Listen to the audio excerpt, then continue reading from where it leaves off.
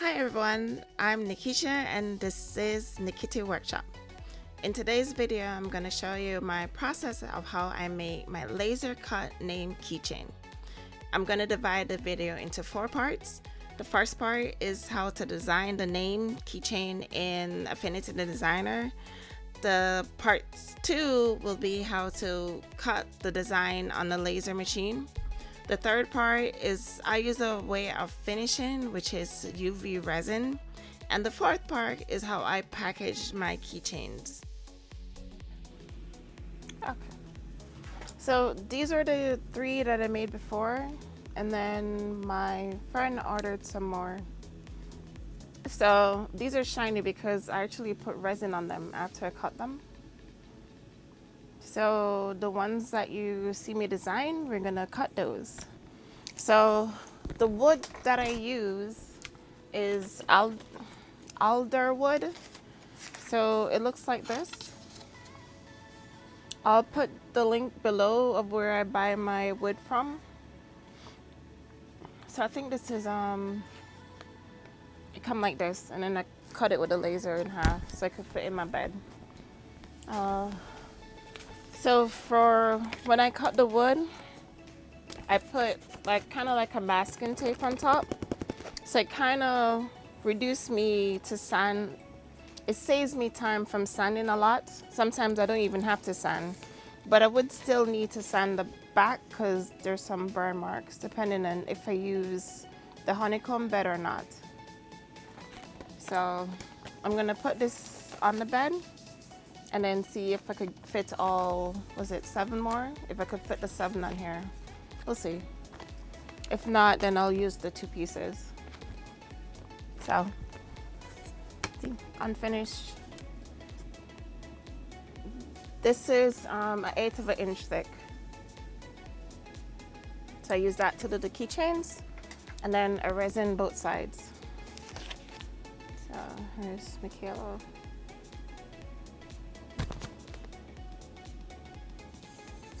Myself,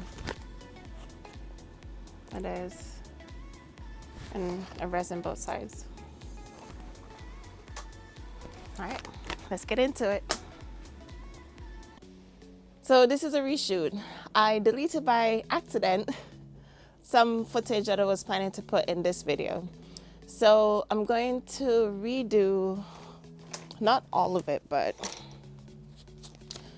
the video where I cut all of this out is gone. So I'm gonna do a mock-up of my niece's keychain that I'm planning to use as a sample on the shop. I'll do the setup, cuts, and everything with that keychain. So in the first half of the video, we went through Affinity Designer and created these keychain. So we did cut it out. And then I had footage where I show you the process of how I resin these 2 names. So I'm gonna, well, I still have more to do, so I'll do another footage again of me resining the wood keychain, and you see my process of how I try to get as much bubble free as possible. So we're gonna go through that process.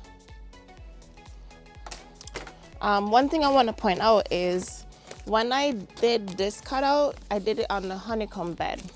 And because of that, there's barely any burn marks on the back. Another version I did where it was flat on the bed.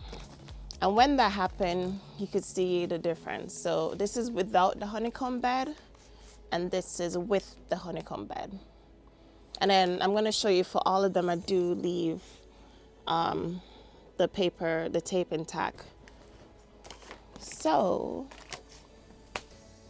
let's get to those videos. This is my CO2 Laser.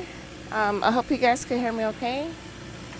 I have to manually adjust the focus length, and I use the tool that came with the laser. So here, I try not to be up at the brink or at the boundaries for the laser. I like to come in a little bit off the boundary. sometimes it gives me an error. I didn't look into why. So I don't have full use of the whole area as it says. But it's enough for what I need. So I'm gonna put, this is alderwood that I put tape on. I'll link what tape it is and where I find it.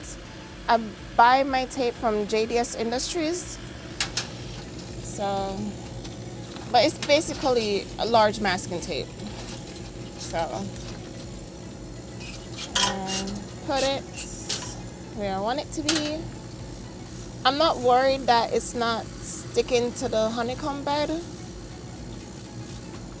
If the wood itself is warped, then I'll definitely put a lot more tape down to keep it flush, to make sure it's not warping in the middle.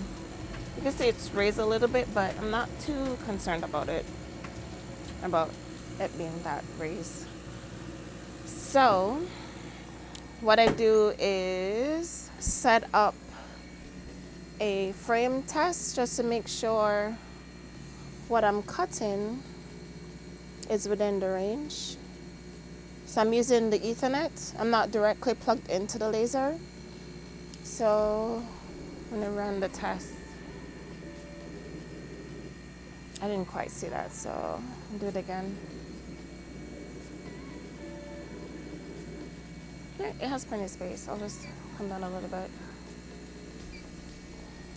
All right, so once it looks good, the settings are fine, fill in and cut. So I'm gonna hit start.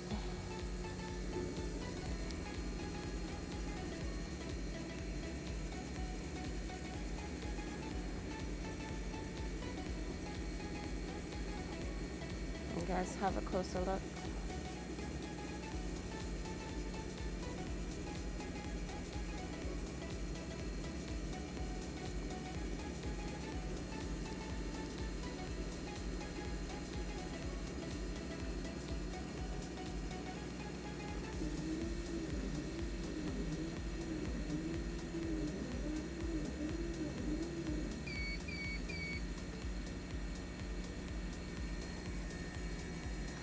If I'm concerned that the wood didn't cut all the way through, I would leave the base wood intact and then use another tape to test to see if lift up past the housing.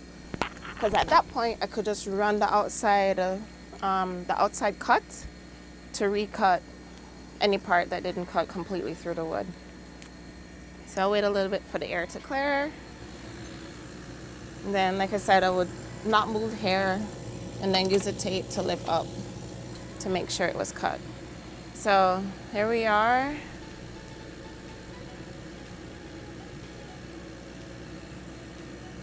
And then that's the front.